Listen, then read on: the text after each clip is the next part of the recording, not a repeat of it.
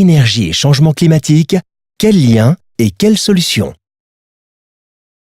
L'énergie que nous utilisons pour nous éclairer, nous chauffer, nous déplacer ou encore produire des biens provient de plusieurs sources. Les énergies fossiles, les énergies renouvelables et l'énergie nucléaire. Les énergies fossiles, pétrole, gaz, charbon, résultent de la fossilisation de végétaux. Elles représentent 78,3% de l'énergie consommée car elles sont facilement stockables, transportables et utilisables. Or, leur exploitation représente 65% des émissions mondiales de gaz à effet de serre à l'origine du réchauffement climatique. Pour limiter ce réchauffement à 2 degrés, il faudrait laisser dans les sols 80% de ces énergies. De plus, leurs stocks, qui mettent des millions d'années à se constituer, s'épuisent et sont inégalement répartis sur la planète. Ces énergies sont donc à l'origine de conflits. Les énergies renouvelables proviennent des énergies fournies par la nature, comme le vent, énergie éolienne, les rayonnements solaires, énergie solaire, ou le bois, biomasse.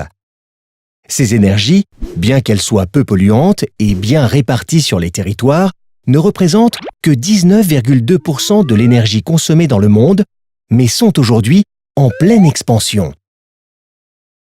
L'énergie nucléaire ne représente que 2,5% de l'énergie consommée dans le monde. Si elle émet peu de gaz à effet de serre, son exploitation reste risquée et aucune solution n'existe pour traiter les déchets dangereux qu'elle engendre.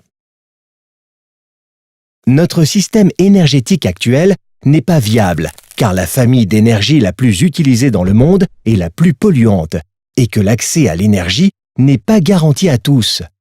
1,2 milliard de personnes dans le monde n'ont pas accès à l'électricité. C'est pourquoi il est essentiel de repenser la production et la consommation d'énergie. Voici 3 solutions.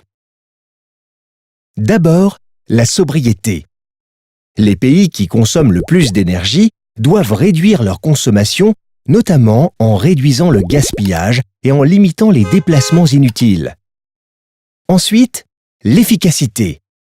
Les systèmes et équipements doivent être plus performants, c'est-à-dire moins énergivores tout en offrant les mêmes services. Dans les pays du Nord, il peut s'agir d'améliorer l'isolation des bâtiments. Dans les pays du Sud, cela peut consister à utiliser des foyers améliorés, consommant moins de bois.